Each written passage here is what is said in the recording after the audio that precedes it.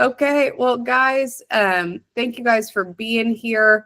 If you are able to turn on your camera, we would love to see you. Kind of how this works is if you have a question, if you have a win, just speak up, type in the chat. If you don't have a mic, whichever way you can share, we'd love to hear it. But let's go ahead and get started here with some wins. What wins is happening this new year?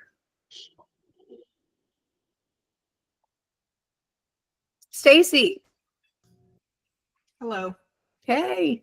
I'm just sharing that we finally got our building and signed and closed on it yesterday. Oh my gosh. So that was exciting. So exciting. A long time coming. Congratulations. I'm sure that's just a big weight off your guys' shoulders that you're finally through it. Yes, it was good. So oh, that is phenomenal. Well, congratulations. Very exciting. Thank you. Looks like Dale put another win in the chat. He said after 15 minutes of negotiating, he's able to save 15% or more on car insurance. Hey. Sounds like a Geico commercial. Yes. Well, that is a great reminder where every year, if you do not price shop, I promise you your prices are going up for really no reason. So always a good reminder to price shop around. You can usually find yourself a better deal. Yeah, we also talk about if you don't have an insurance rep that is giving you multiple options, you need to find a different rep because that's part of their job is to present you with different prices. 100%. 100%. What other wins are going on, guys?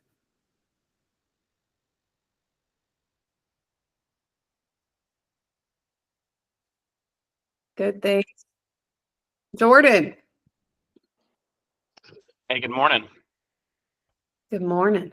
I think we're on track for our fourth consecutive month up above 20% profit margin. So never been that consistent.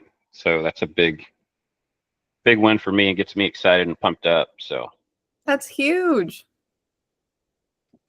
Congratulations. Heck yeah, Jordan. That is awesome, man. That is awesome. Hopefully you get to say that every month for the rest of the year. that's the plan. Heck yeah, man. Yeah. That is awesome, Jordan. What are some of the biggest things that you feel like you guys have changed to kind of hit that margin? Me learning to be more consistent, doing training, setting up systems and process, and actually like following the plan, I really something Travis can probably attest to this. I think something really shifted with me towards the end of the summer. We started last February with you, and just my overall mindset and being able to kind of put everything you guys teach kind of all together and seeing how it all fits together makes a really big difference for me. Yeah. So yeah. That's awesome. Well, that consistency pays over time. We always tell people it's not going to change overnight. It's that 1-2% every week. What are we focusing on? What are we implementing? Just huge. Luke, Absolutely. see you in here. You guys doubled your storage space this week, opening us some more office space for a salesman. That's super exciting. Love seeing that. I see, Dale, you put that your whole team's finally healthy and out working this week. That's a big win. I know at Redmond Growth, I had the flu last week. Now Bryce has the flu. Alyssa has the flu. And so it's been, I have a lot of clients saying that they've been sick or have people out. It seems like this winter, it's just been brutal for a lot of us. So glad to hear you guys are back out full speed, Dale. Can't wait to be there. Yeah. Gosh. I know at my gym, there's several people out with it. It's bad. As I cough. What other wins are going on today, guys?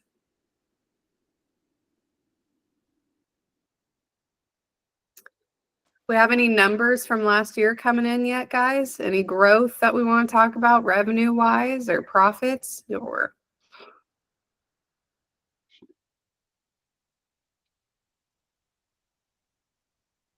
I know that most people's accountants are feeling a little bit overwhelmed now getting everything back. So, okay, well, let's just go ahead and jump right on into it then, guys. What questions do we have today? What issues are we running into? What advice are you looking for? Or if you could solve something, what would you want to solve? Just kind of. Jason, good to see you, sir. Hey, so I guess my question is, we just talked about that insurance. So I just started that process of getting all the information together. I've talked to a couple agents so far, but do most people go through like the big companies like State Farm, Farmers, or do you guys reach out to some of these? I just see stuff online all the time for cheaper insurance. Which route do a lot of you guys go? Do you go through the big company, or do you go more direct, like with Progressive or somebody like that for your insurance? I use a company called Thumbtack. It's basically app-based, but you can do it online. I mean, there's no customer service because it's all online, but it's very inexpensive. For my general liability, for workman's comp, I've got to go through a agent here in Texas. Okay. Does anyone go out for like their vehicle insurance and everything? I mean, like Progressive is one that I've got to reach out to. I didn't know if anyone else has used any someone like Progressive. I recently went from Progressive to Geico because it made like almost a 25% difference on the insurance, and so Geico came out better for me here lately. Okay, I'll look into them. Thank you. I see that Lance put in the chat that he goes through a broker who specializes in finding, good insurance policies for contractors, small businesses. I definitely recommend having, an insurance agent who is shopping for you, trying to get you best prices. Okay. Jordan, do you have advice on this topic, sir? No advice. I got a question, but if there's a couple more people that have questions on this one, I can wait a second. Yeah, let's see. Jason. Just a quick tip I learned recently, and you guys might know already, but whenever these brokers are giving you the insurance policy, the quotes, you can always request them to go even deeper, dive into the quotes to get you better rates.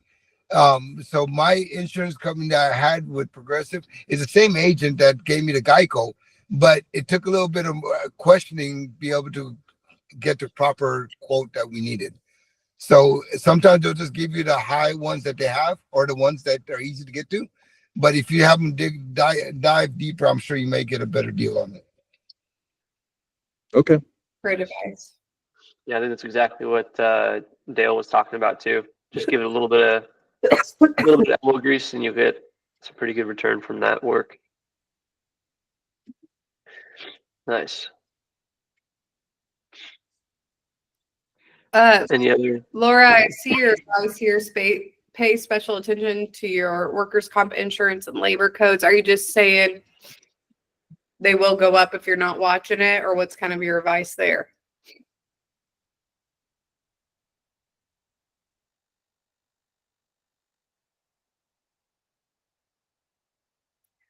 Make sure you have correct categories based off of industry.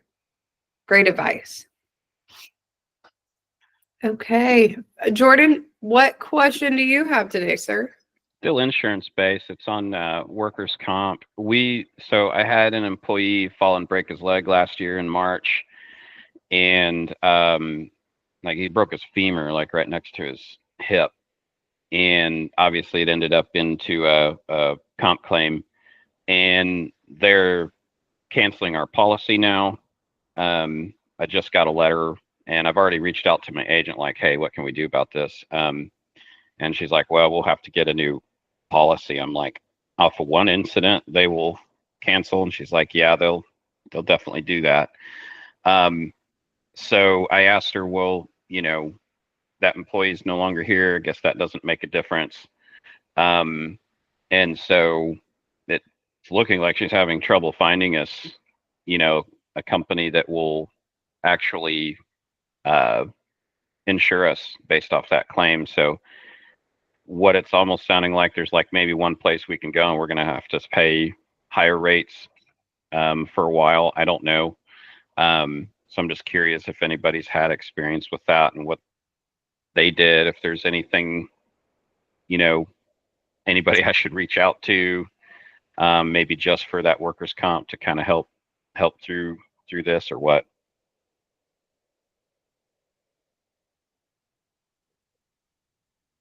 Hey, that's a rock and a hard place, Jordan. That's a good question, though. Laura, do you have a comment on this one? Maybe you guys have dealt with it before. Hi, good morning. So one of the lessons that we learned through experience and the hard way is when you are classifying your employees' job descriptions, and particularly Jordan in the electrical trade, if they're working over a certain height, whether it's off a ladder or scissor lift or JLG, whatever, you have to be very specific in disclosing that when you're applying for coverage. Likewise, if you're digging underground, if you're doing utility or anything below, I think it's 2 feet, that's a different categorization of exposure. So if you had and I'm sorry you had an employee get hurt. I mean, it's all of our worst, at least my worst nightmare, one of my guys get hurt. I'm just wondering. It was stupid too, the way it happened. I mean, he wasn't standing on a ladder properly. And it was a 6-foot ladder. Yeah.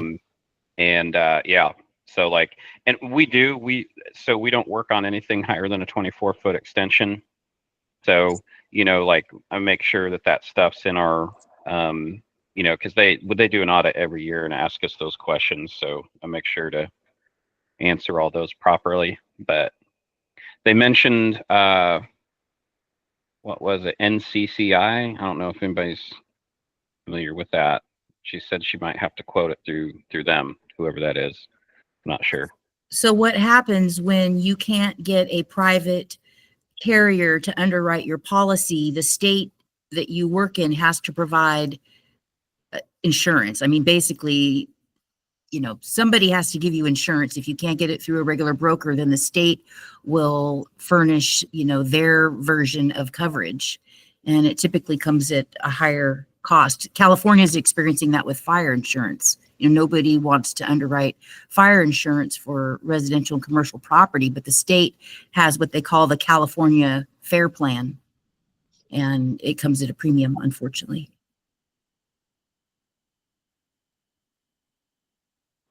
All right. Well, thank you. Yeah.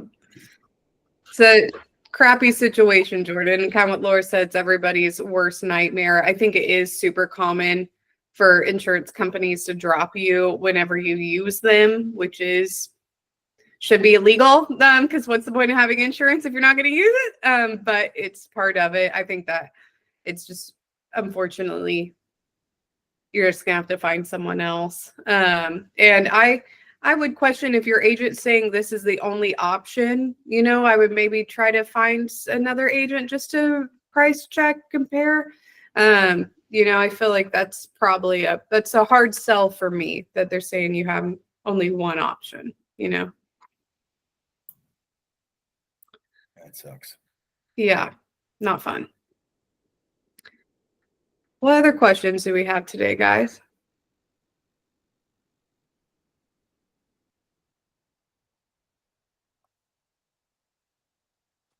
I have something I guess I'd like to, see if anybody else has gone through it, but it's not insurance related. Not sure if that matters or not, but Okay, whatever questions you have, fire away, Kenny. yeah.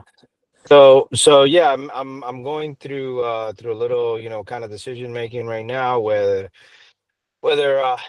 I'm trying to make more time for my sales for myself for sales, and I find myself kind of getting caught up in running the jobs. So I'm trying to decide if I keep basically the office girl. I have somebody that runs my accounting and stuff. I have a receptionist that helps out in the office, but I think I need to bring in a project manager, and I'm trying to see if I got to let one go. I can't have both. So it's kind of like a balance where I'll be taking on more work, paperwork wise, but taking it off on the project side so I can sell. And I need to know what's more beneficial. I'm leaning towards the PM side. I'm wondering if anybody's gone through that kind of decision making at some point. Well, I'm sure there's plenty that have gone through that decision making. We've definitely got some feedback for you, but anybody else want to chime in and offer maybe if you've been through that recently or if you're approaching that time, and then one of us can jump in for sure. Laura, I see your hand up. Hi. So similarly, growing pains of trying to develop and nurture the team as we're scaling and wanting to take on more jobs. My brother, who is our chief estimator, but this last 2 weeks he's been out on a backhoe, and I have probably, I got to go look this morning, but I bet there's 20 service related type estimates, panel upgrade, pan lighting, that kind of stuff waiting in there in House Call Pro to get expedited. Because I don't know enough about the estimating. I mean, I could do what we call a WAG, wild ass guess, but that's not good. So yeah, it's hard. And now I'm trying to convince my guys, my journeyman and my foreman in the field. I'm like, come on, the three of us together, you know how to install it. I know how to look up prices. You tell me what the parts are and how long it's going to take you. And I'm going to put a price together and we're going to send it. And they kind of look at me like, So yeah, it's hard when you are the main guy and you can only do so much. Yeah. So I don't think I answered your question, but just sympathy pains. Yes. It's Yeah. hard, it's hard to trust somebody. Like, we get constant solicitations from outside estimating services. And it's like, how do you trust a stranger to take off, even if it's just small little stuff? Yeah. Yeah. Right. We definitely like keeping the estimating internal as best as we can. We usually, what Kenny's trying to do to get himself to be in this primary sales role is typically what we like to see, with business owners stepping into, unless you have somebody who you can really trust to hand that off. Yeah. Yeah. I just, Well,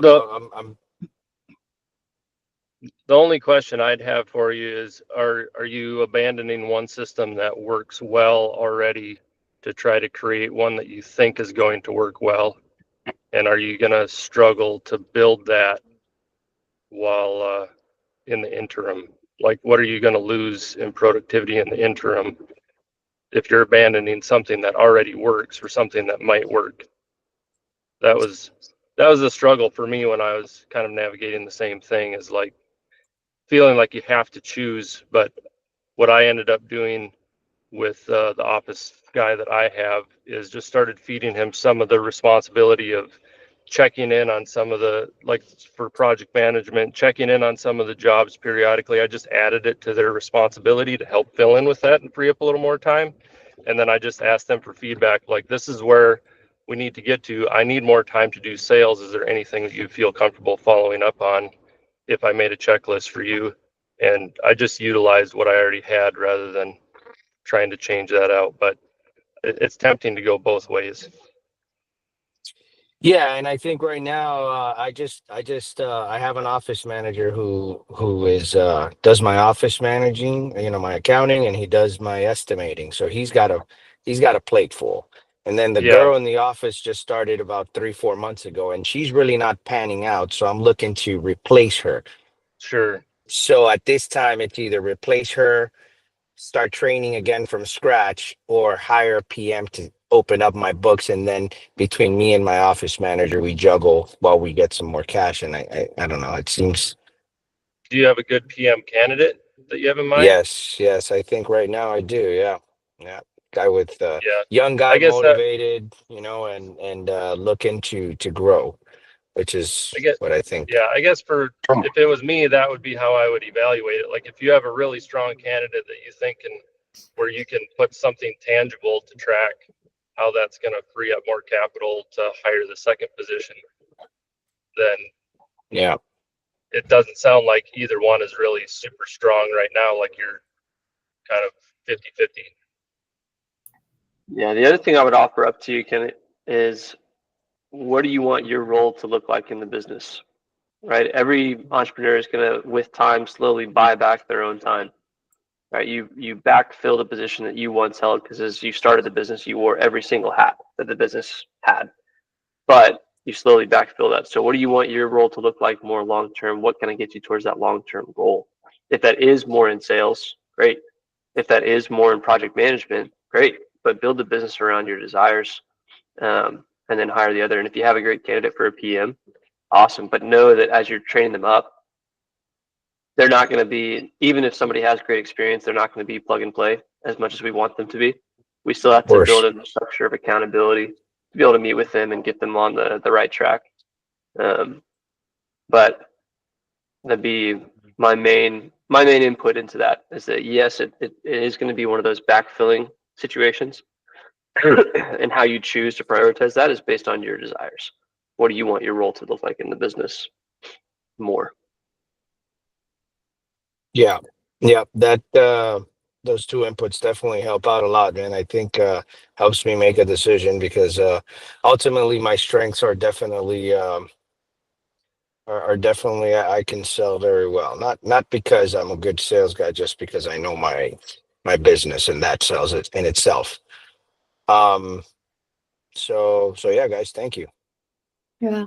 Can I add something to it, Ken? Because I don't really know you and your business, of course, or anything like that. But I was just thinking about the idea of when you hire somebody on to be a project manager, is it something that you can maybe have him split the difference? You know, maybe he does a little bit of sales and project manage, and you can just kind of work together as a team for now, and then maybe we put him more into project managing and get yourself more into sales. If maybe working together on it.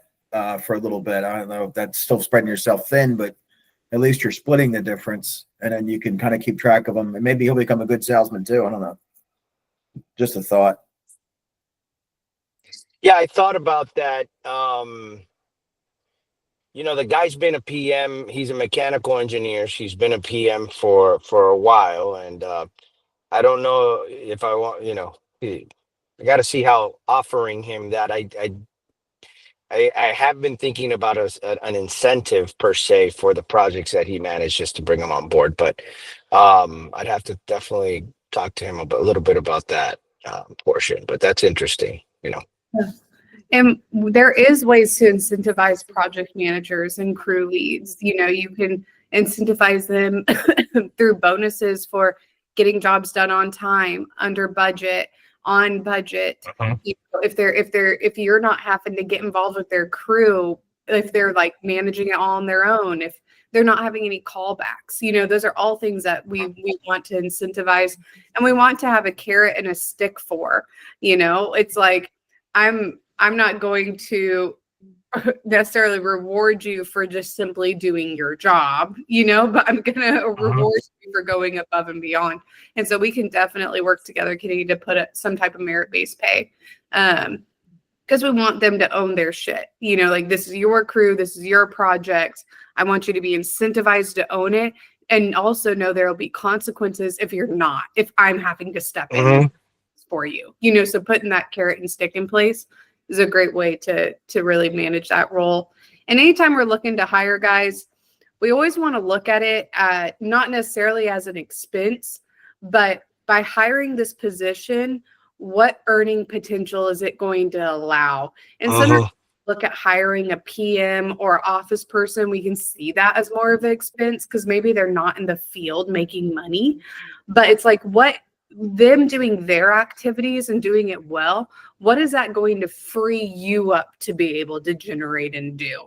You know, and looking at it that way is going to be, you know, okay, well, if that allows me to focus straight up on sales, I could easily bring in blank amount more revenue each month, you know.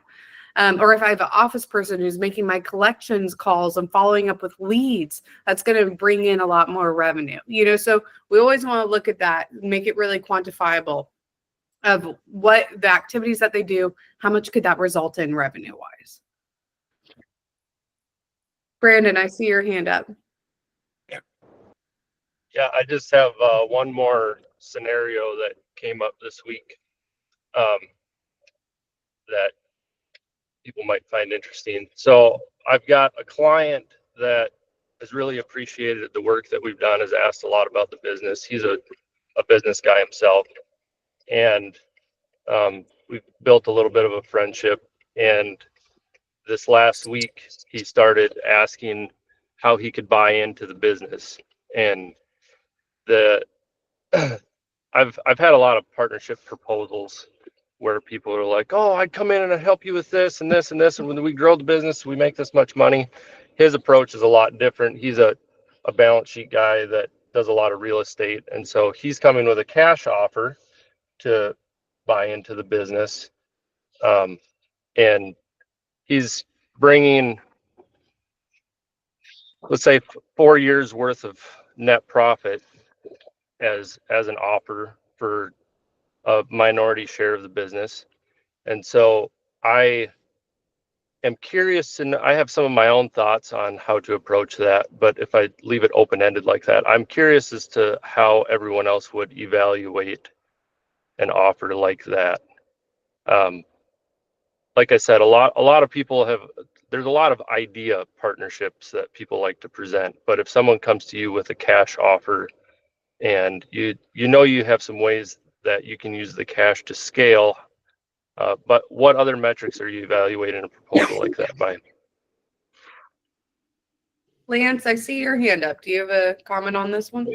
Yeah, Brandon, well, what kind of business do you do? What kind of business is it? We're a remodeling and handyman company. Okay. I recently sold half of my business to a partner Sure. in July of last year. And we kind of like kicked it all off with this whole plan in probably September. Really kind of started making some big changes in November, but we were in talks for probably 7 months before we actually pulled the trigger on this, and he actually like bought in as a partner. It was a very complicated kind of situation. I mean, ideally what I was looking for was actually like more like an exit, but what I wanted to do, I think we both had the same plan. So I wanted to exit what I was doing so I could go start something different. And he and I both have the same plan, and that's what we're going to do. We're going to do the exact same thing. So we decided we would work together as a common goal to do the same thing. He has a bigger plan of having like, you know, a very large exit in the future, and just kind of needs me to just keep doing what I've been doing, which is making money for the company and making it profitable. And he's going to be behind us as like a resource. So that's what we're doing. We're scaling right now. And my role hasn't changed. I'm pretty much just kind of doing what I've been doing. And so ideally what I would just suggest to you is, you know, what is the plan for both of you? You know, ultimately, like, what is he looking to gain? What are you looking to gain? And how does that go together? Because I would tell you right now, I wouldn't have done it if he told me from the get-go that his plan was to start telling me how to run my business, because that's not his thing. Right. I wouldn't have never done that. And that's a similar situation here. I've had a lot of people come in that are like, "Oh, I'll help you run it. I'll help you do this." And he's like, "I'm looking for cash flow and then an exit." This is the same sort of conversation. But it's like the cash is appealing, but it's also not such a large amount of cash that we can't get to there ourselves. A lot of it is just like the appeal to it is having another set of eyes that is very balance sheet driven and numbers driven to keep the entire company honest, and then that would allow us to scale faster. Those would really be the only two advantages to that partnership in my eyes currently. I don't think that's enough of an advantage, Brandon, to give something up. Yep. Yeah. I mean, that's where I'm at with it too, but that's why I was curious. Yep. It's the gut feeling I've got. Yeah, that's definitely my gut feeling, but kind of like in reference to Lance, where it's like if you were looking for somebody to kind of take something over so you could focus on something else, and this is a great opportunity to do that. Awesome.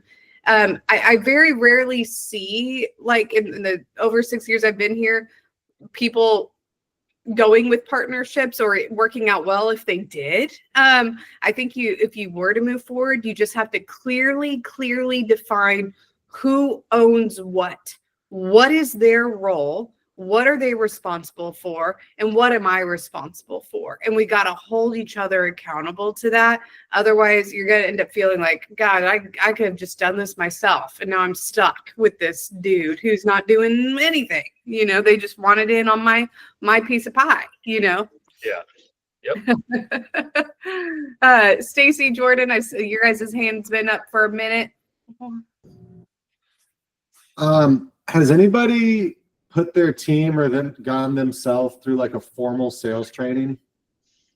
We got an offer. Well, it's actually from Stacy's brother, who owns a plumbing company, and he takes all of his guys through like a legit regimented course.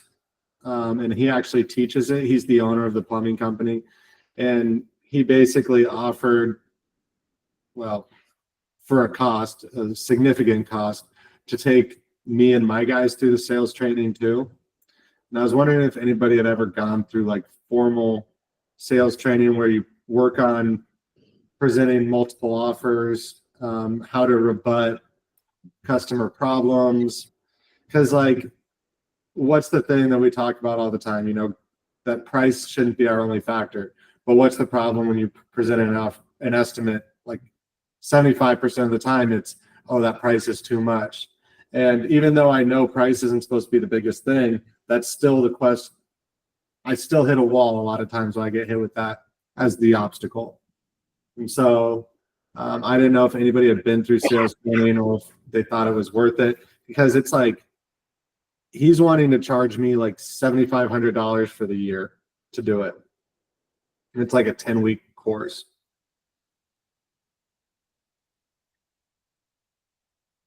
Anybody have thoughts on sales training? Yeah. Find the right one and do it. I've been through, I don't know if anybody's heard of Nexstar, but they're sales-based training. And what you're talking about is teaching your employees to build value before they ever get to the dollar amount. And, you know, because everything, if you're service-based, everything you do from the moment a customer calls in all the way through scheduling a tech, getting a tech out, how they park, how they knock, you know, all these things, including up to presenting options, teaching them to listen to customers. Like, there's a lot of different things there that, you know, your guys really need to be trained to be doing, because you can get all the leads you want, but like you said, if it always comes down to the price and you don't know how to build that value leading up to that, then you're going to lose a lot and waste a lot of money on leads. So what was the sales training you mentioned? So Nexstar is the training that I've personally been through, but there's other similar ones. They are even more expensive than what your friend, or I can't remember what you said he was, but they also require you to do a certain number of business. So when I went through it, I saved all my training material and I just reteach my guys that stuff. So, but there's other ones out there, service-based sales training that's honestly still pretty good. So I would look into that for sure. Before investing into anything, I would always look at, what have we already tried? Have we tried something, or are we just wanting to kind of just pay somebody and they do it for me, you know, or they tell me all the things? It's like, there's so many tools that we have here at Redmond Growth and processes that you can put in place that's not going to be that big investment that's going to make a huge difference. And so if we've already tried all of those things and we still feel like, hey, I want to make this investment and really do something that's like more structured or more systematic or feels more like school, then do it. But before doing that, I would really look at, what have I tried? Have I tried weekly sales meetings? Am I really making the most of those meetings? Am I giving them something to improve on each week? Am I measuring their KPIs? Am I making sure they're doing it? Am I giving them the checklist? Am I, like I would really look at what have we tried so far and have we given it like a good try, before looking at other options and other investments. And I've seen a lot of companies get pretty heavily scammed by like somebody who's like, I'm going to come into your office and I'm going to revolutionize your sales team and get you trained up. And it's going to be this fee. And I haven't seen that go super well. So I really look at what have we tried? What have we implemented? What training do we currently have going? Let's try that first. And then if we want to do something additional, let's do it. Thank you. Yeah, I mean, what they do works. I mean, for them, like he has measurable statistics that he was showing me of like what it was like before, what it was like after. He shows what his guys are like before they go through it, what they're like after they go through it. I mean, he has measurable statistics of.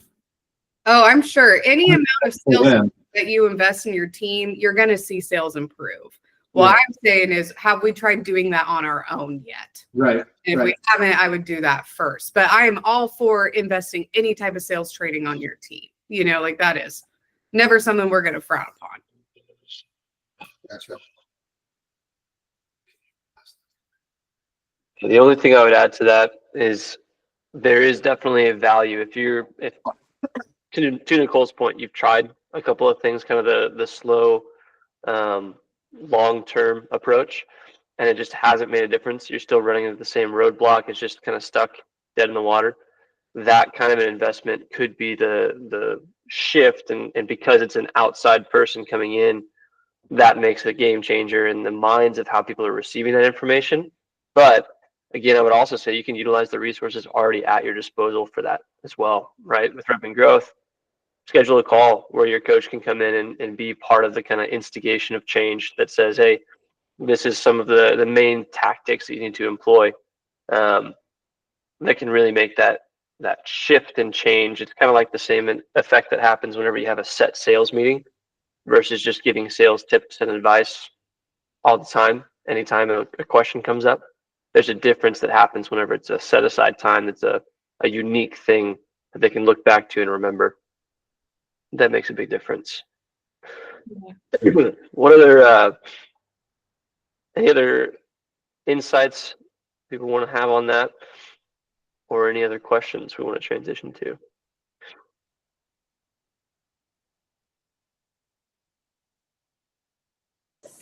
I agree with what Nicole's saying. At least, trying our best to train our guys from, I assumed our guys knew a lot of things and, didn't really find out how much we really kind of needed each other and just perspective and talking to each other, and until we started having regular weekly meetings. And so having those regular weekly meetings, but making it a point in every meeting to not just go over who's doing what, but to emphasize like a sales tip or talk about some portion of the meeting that's just sales training based. We've been doing that. We've seen a huge difference in just like the salesmanship that our guys have. So it's like a part of what we do now. We have a portion we get updates, then we have a portion we talk about sales and trained. Yeah, we plan to do that now that we'll have a more structured environment. So I definitely think we'll be, able to do that more. Mm-hmm. Jordan will be able to. Yeah, we don't have a building either. We just do a weekly Teams call with all the guys at a certain set time, and we've been doing it for probably like 3 years. Yeah, making it work. Awesome. Thanks. Dale Eves just put in the chat, he said, we compete with some very large companies that send their techs to sales school. We hear that many customers do not like that approach. We've made a name for ourselves by being the opposite of that. We try to make things more personal, more real, be ourselves, and it seems that they have a loyal following that way. And I think that a lot of the big sales company really do want their guys to be selling things that people don't need. I do think that does happen. And so that's probably what people don't enjoy. And there absolutely is a way of approaching sales that is not salesy. One book that we read here at Redmond Growth, and if I have somebody asking for a book about sales, it typically is the one I recommend, is Soft Selling in a Hard World. Really good book, pretty short book, good read. And that's coming from somebody who does not love reading nonfiction. But it's really good about how to kind of get in that mindset of sales without being that used car salesman, how to communicate with people in a way that makes them feel heard and taken care of. And you're able to kind of guide them to the best option compared to pressuring people into making, a decision. And so soft selling in a hard world, if you're looking for a good book, we assign our sales team, any sales staff that comes into Redmond Growth reads that book before they start. That'd be a good one for any business owner. Rick, I see your hand up, sir. Yeah, Lance said that he has been doing weekly meetings for 3 years. I'd like to know, what do you cover in this meeting, and how long does this meeting last every week? There comes a time where you feel like maybe, these guys need to be in the field, but how do you structure those meetings, and do you cover something different every week, or do you rehash it? Is there once a month that you meet with everybody and you just go over everything? I'd like to know opinions on that. Yeah, I'll just tell you what we do. So it's a part of what we do. In fact, our schedulers and appointment setters are not allowed to schedule things during that time. So we're just not available. We're just blocked out. Like we're not allowed to be in the field. And even if somebody is in the field, unless it's some sort of like emergency, which is kind of rare, we're just not doing anything at that time. We're on the phone, and you could be on your way to an appointment, because it's just a Teams meeting. But the way we structure it, the way we've kind of found it works is we spend, everybody gives an update. I don't know how many people are on your team, but everybody gets a spotlight to get to talk about a win, talk about, what's going on. They can tell you about their day yesterday, tell you about so-and-so person, just kind of give you an update. Hey, what's going on in your world? That's the question we ask. And then everybody will just kind of start talking. And if, it takes somebody to moderate, it's usually what I do is make sure that we're not getting too deep into the weeds, start going on and on, taking up too much time, because it's only a set 30-minute meeting. So if we have to go beyond that for some reason, I may say, hey, you and you stay on the call. Let's keep talking about what we were talking about. But if you got to go, you're done, because we only set it for 30 minutes. So usually the updates take about 15, 20 minutes, and then I'll spend the next 10 minutes, 15 minutes or so with something that I've prepared. So something that I want the team to know. I've thought about it. I write it down. I have a little weekly meetings note of things that I want to emphasize and talk about. And I make sure to share that. Usually it's a sales training tip, or it's, just something really important. Sometimes it's just a win, but it's always sales related. So, so just making sure that's how the flow of the meeting goes. And then if people can stay on, sometimes they can. We'll just sit and we'll talk and chat for a little while and get a little informal. Or if they got to go, they got to go. They only had 30 minutes. That's what we do. So it can be a phone call then, is what you're saying too. It is a phone call. It is a phone call. Yeah. Awesome. We also just started this, actually, Bryce.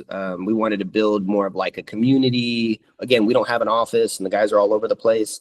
So every other week, our same portion, our same time, but it's set for 45 minutes instead of 30 minutes. We do an in-person, and it's at like Rudy's or somewhere, and I buy everybody breakfast, and we get to just kind of sit face to face, talk, eat breakfast, and then do our meeting. Yep. I think one of the most, go ahead. I would say that's every other week. Yeah. I think one of the most valuable things with that is the consistency that Lance has, because he's doing it every week. They have a same set time, because most business owners that we work with will say like, yeah, I'm talking to my sales team, or yeah, I'm talking to my PM every day. Of course we're meeting, of course information's being passed between us all the time, but it's different in that set time frame. And it makes a huge impact, and that consistency really matters. So what you can do with that, the world kind of opens up once that rhythm is established. There's a predictable feedback loop for you and your team.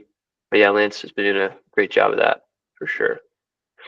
Yeah. Come into that meeting with a game plan, with a structure. What do I want to cover today? Make sure you're going over KPIs, going over tracking, what you measure, you treasure. If you want your team to not be having callbacks, let's be keeping track of how many callbacks we're having each week. If we want them to get Google reviews, let's keep track of that. If we're trying to improve closing ratios, let's make sure we're keeping track of that for each individual tech. Let's make sure we're going over those things. If there's something that we talked about the previous week of, hey, we'll make sure everybody's doing a home safety inspection at every job. Let's make sure that we're circling back on that the following week. People need 1,000 nudges. And so come into that meeting with a game plan.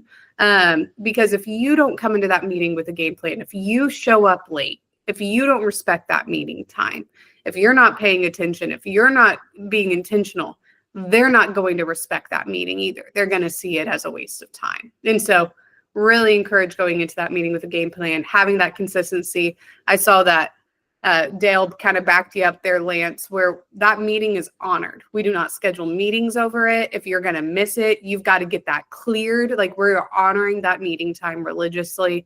It is the most important hour of the week because it's the time that we get to sit down and we get to improve. And so really good advice there, Lance. Laura, I see a comment here. Anyone have a company smoking policy, or maybe anybody have like a write-up policy, or maybe a policy where they can't do certain things in the vehicle? Does anybody have any advice on that? Lance, don't show up visibly high. You can be high, but just not visibly. I do have something I would like to add to that write-up policy. So we're a young company and we have not done write-ups until we have an employee that should have been wrote up and fired. But anyway, we're in some issues with him. Does people with the write-up policy, how much should we write someone up? Or if they're late, do we write them up? Because you're building you're building the information that if you need to let them go, you have the information. It's too late to be at the point of letting them go and then write them up. So how often are people writing up their guys for different things?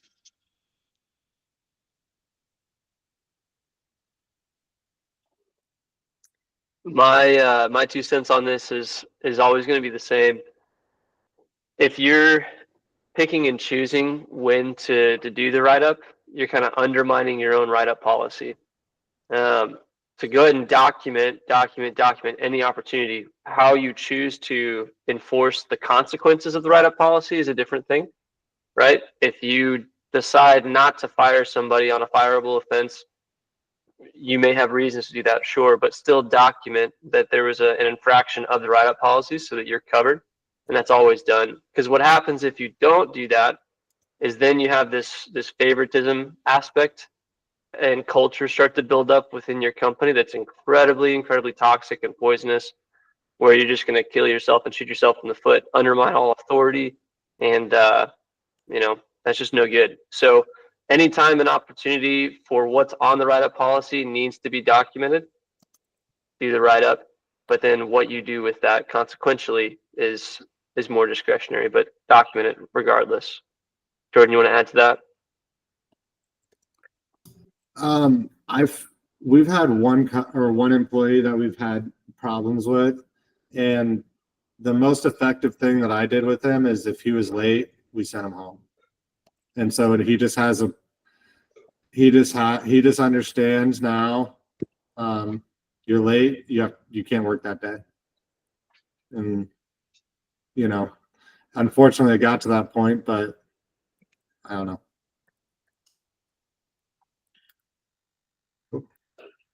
Yeah. If you don't implement the write-up policy, it's a little bit of crying wolf, and if you're scared of losing somebody because they need to be written up more often, then we probably need to put in a hiring system where you can hire and fire at will.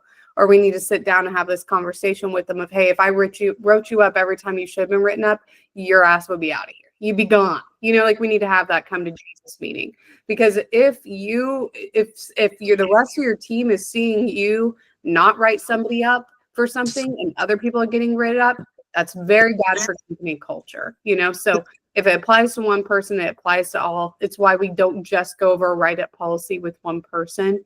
And Laura, to your point, you can absolutely make it company policy that they cannot smoke on the job site and they cannot smoke in the company vehicle. You know, like you can absolutely make that a policy. You can also make it in your company policy that they need to have good hygiene. So their breath needs to smell good. They need to look professional. They need to not be stinking. And so like, you might not just say, hey, you can't smoke if you work here, but there are certain policies, you know, that you can put in the write-up policy that are very normal and expected. And so, and even with callbacks, guys, if you don't have a callback policy, write-up policy, I would get one. Employee and we have templates for it. Employee handbooks tend to be really long, full of a lot of nonsense, and nobody ever reads them. Have something simple, write-up policy, callback policy. We've got great templates for it if you don't already have one. I don't know whose hand came up first, Jason. What's on your mind? Well, so we've got a handbook.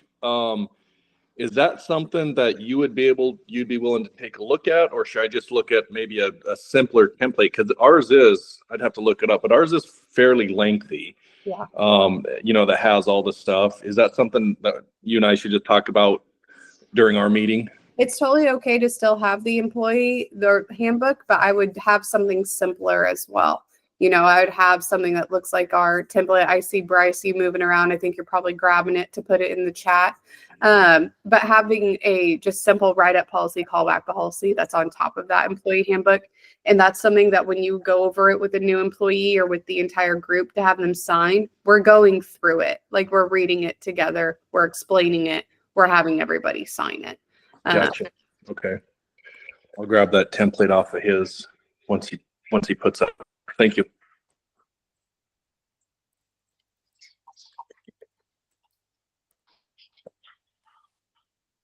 I was going to add on that we also, we have a pretty lengthy company handbook as well.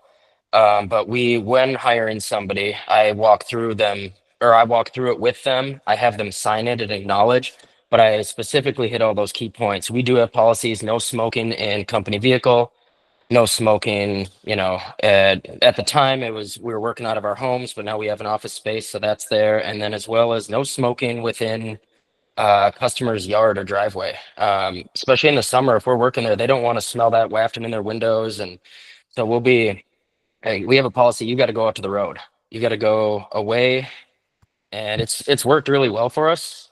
But I think the biggest thing is just talking with your employees and telling them like, hey, we do not want absolutely zero tolerance for smoking in the vehicles. I mean, we have the hygiene policies. We have, you got to keep your beard, you know, kind of trimmed. If you want to do sales, we're going to enforce that more. But if it's just a runner or something, you know, we're not going to like enforce it super strong, but, that, and, we also have an at-will policy. But on top of that, we set up the disciplinary actions. In the past, we've only had to use it, I think once, maybe twice, but where a couple write-ups happened, and then we document it all, and then we send out, you know, for the next, I forget what we had set up in the past, but it was like for 6 months, there was some sort of pay doc or something like that, and they understood. They said, okay, and went with it, and we didn't lose the employee, but they realized they made the mistake and owned up to it. Yeah. Awesome.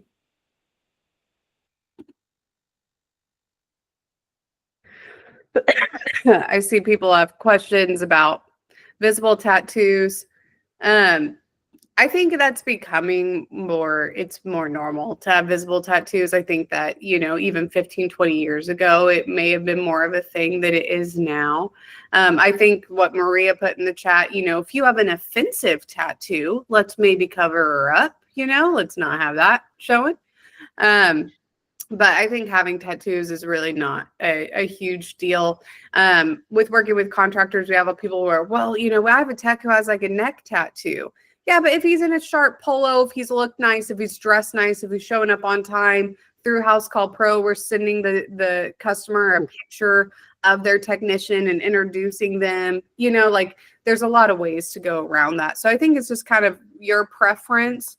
But I wouldn't be too worried with, you know, as long as they're in uniform and they're looking nice, being professional, showing up on time, who cares if they've got a tattoo, you know?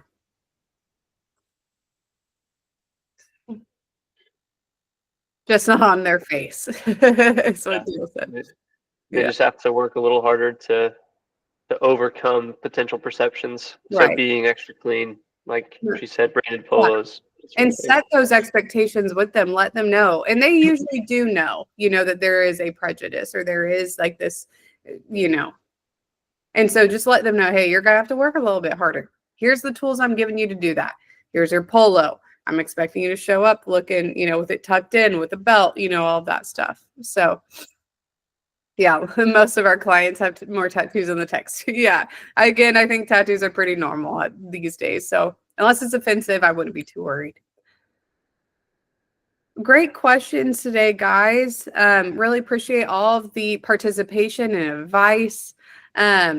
If you were not able to grab that write-up policy, have questions, don't know how to make a copy of it, reach out to your coach. We can definitely help you with that. But we're going to close out this group call with a big 3, 2, 1 growth. So if I could get everybody to unmute. I am hearing the noises. So we're going to do 3, 2, 1, growth. Growth. Guys, have a good week.